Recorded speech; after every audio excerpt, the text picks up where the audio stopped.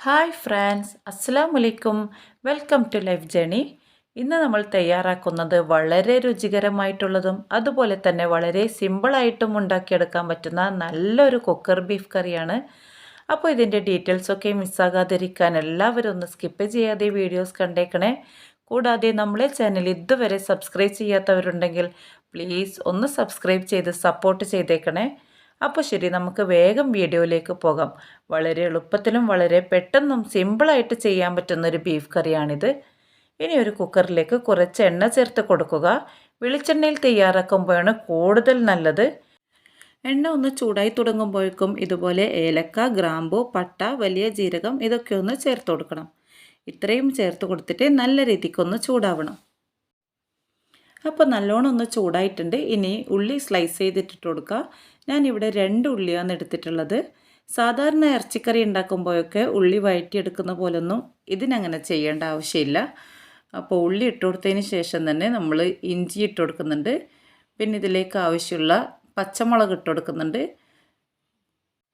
പച്ചമുളക് എടുക്കുമ്പോൾ എല്ലാവരുടെയും എരിവിനനുസരിച്ചുള്ള പച്ചമുളക് എടുക്കുക. ഞാനിവിടെ 2 പീസാണ് എടുത്തിട്ടുള്ളത്. ഇനി നമുക്ക് ആവശ്യത്തിന് ഗാർലിക് ഇട്ട് കൊടുക്കുന്നുണ്ട്. ഗാർലിക് ഒരിത്തിരി അധികം ഇട്ട് കൊടുക്കുന്നുണ്ട്. ഗാർലിക് ചതച്ചെടുക്കേണ്ട ആവശ്യമൊന്നുമില്ല. ബീഫ് കുക്കാകുന്ന സമയത്ത് തന്നെ ഗാർലിക് നന്നായിട്ട് കുക്കായിക്കോളും. ഇനി നമ്മൾ ഇട്ട് കൊടുക്കുന്നത് തക്കാളിയാണ്. 2 തക്കാളിയാണ് ഞാനിവിടെ എടുത്തിട്ടുള്ളത്. ഇനി അതിൻ്റെ കൂടെ തന്നെ നമ്മൾ നേരത്തെ കഴുകി വൃത്തിയാക്കി വെച്ച ബീഫും കൂടി ഇട്ട് കൊടുക്കുന്നുണ്ട്. 1 കിലോ ബീഫാണ് ഞാനിവിടെ എടുത്തിട്ടുള്ളത്. ഗാർലിക് കൂടുതൽ ഇട്ട് കൊടുത്തു കഴിഞ്ഞാൽ ബീഫ് കറിക്ക് നല്ല ടേസ്റ്റ് ഉണ്ടാവും. അതുകൊണ്ട് മാത്രമാണ് കേട്ടോ ഗാർലിക് കുറച്ചധികം ഇട്ട് കൊടുത്തത്. ഇനി എന്തൊക്കെ മസാലപ്പൊടികൾ വേണോ അതൊക്കെ ഇപ്പോൾ തന്നെ ഇട്ട് കൊടുക്കുക. അപ്പോൾ ആദ്യം തന്നെ പെപ്പർ പൗഡറാണ് ഇട്ട് കൊടുക്കുന്നത്. ഞാനിവിടെ 2 സ്പൂണ് പെപ്പർ പൗഡർ ഇട്ട് കൊടുത്തിട്ടുണ്ട്. ഈ കുക്കർ ബീഫ് കറിക്ക് പെപ്പറിൻ്റെയും ഗാർലിക്കിൻ്റെയും ടേസ്റ്റാണ് മുമ്പിൽ വന്ന് നിൽക്കുന്നത്. അതുകൊണ്ട് തന്നെ ഇത് രണ്ടും കുറച്ചധികം ഇട്ട് കൊടുക്കുന്നുണ്ട്. ഇനി 1 സ്പൂണ് മഞ്ഞൾപ്പൊടിയും കൂടി ഇട്ട് കൊടുക്കുന്നുണ്ട്. ഇനി ചേർത്ത് കൊടുക്കുന്നതാണ് 1 സ്പൂണ് ഗരം മസാല പൗഡറും കൂടി. അതും കൂടി ചേർത്ത് കൊടുത്തിട്ട് ഇളക്കാനായിട്ടില്ല കേട്ടോ. ആവശ്യത്തിന് ഉപ്പും കൂടി ചേർത്ത് കൊടുത്തിട്ട് അതവിടെ വെക്കുക. ഇനി ഒരു ഫ്രൈ പാൻ ചൂടാകാൻ വെച്ചിട്ടുണ്ട്. അതിലേക്ക് മല്ലിപ്പൊടി ഇട്ട് കൊടുക്കുന്നുണ്ട്. 3 സ്പൂണ് മല്ലിപ്പൊടിയാണ് ഇവിടെ ഇട്ട് കൊടുത്തിട്ടുള്ളത്. അതിലേക്ക് 1/2 സ്പൂണ് മുളക് പൊടിയും കൂടി ഇട്ട് കൊടുത്തിട്ടുണ്ട്. എന്നിട്ട് നന്നായിട്ടൊന്ന് വറുത്തെടുക്കണം. ലോ ഫ്ലെയിമിൽ വെച്ചിട്ട് വേണം വറുത്തെടുക്കാനായിട്ട്. ഹൈ ഫ്ലെയിമിലാവുമ്പോൾ പെട്ടെന്ന് പൊടികൾ കരിഞ്ഞു പോകും. കളറൊന്ന് ചേഞ്ചായി വരുന്നത് വരെ വറുത്തെടുക്കണം. അപ്പോൾ ഇതാ കളറൊക്കെ ചേഞ്ചായിട്ട് നല്ല ബ്രൗൺ കളറായിട്ടുണ്ട്. ഇപ്പോൾ ഓക്കെ ആയിട്ടുണ്ട്. പൊടികളെല്ലാം നല്ല വറുത്തിട്ടുള്ള സ്മെല്ല് വന്നിട്ടുണ്ട്. ഇനി നമ്മൾ നേരത്തെ എടുത്തു വെച്ച കുക്കറിലേക്ക് തട്ടി കൊടുക്കുക. അപ്പോൾ മസാലപ്പൊടികളൊക്കെ ഇട്ട് കൊടുത്തിട്ടുണ്ട്. ഇനി അവസാനമായിട്ട് ഇട്ട് കൊടുക്കുന്നതാണ് നമ്മളെ കസൂരി മെത്തി പൗഡർ.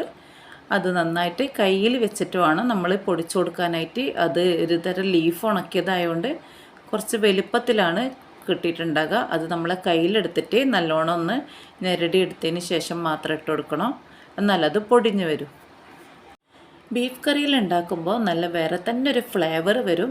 കസൂരി മെത്തിയിലിട്ട് കഴിഞ്ഞാൽ നിങ്ങൾ ഉണ്ടാക്കുന്ന സമയത്തും ഇതൊക്കെ ഇട്ടിട്ടൊന്ന് ഉണ്ടാക്കി നോക്കുക. നല്ല അടിപൊളി ടേസ്റ്റ് ആയിരിക്കും. ഇനി കുറച്ച് മല്ലിയിലയും കൂടി തൂവി കൊടുത്തിട്ട് നമുക്ക് കുറച്ച് വെള്ളം ഒഴിച്ചു കൊടുക്കുക. ബീഫ് കുക്കാൻ ആവശ്യമുള്ള വെള്ളമെങ്കിലും ഒഴിച്ചു കൊടുക്കണം. എന്നിട്ട് നമുക്ക് കുക്കറൊന്ന് ക്ലോസ് ചെയ്ത് കൊടുത്തിട്ട് ഒരു 8 വിസിൽ വരുന്നത് വരെ വെയിറ്റ് ചെയ്യുക. നല്ല കുറുകിയ ബീഫ് കുക്കർ കറി റെഡി ആയിട്ടുണ്ടാകും. അപ്പോൾ ഇതാ നമ്മൾ അടിപൊളി ബീഫ് കറി റെഡി ആയിട്ടുണ്ട്. വളരെ പെട്ടെന്ന് ചെയ്തെടുക്കാൻ പറ്റും. ഒരുപാട് സമയമൊന്നും ചിലവഴിക്കേണ്ട ആവശ്യമില്ല. അപ്പോൾ എല്ലാവരും ഇതുപോലെ ഒന്ന് ട്രൈ ചെയ്ത് നോക്കണേ.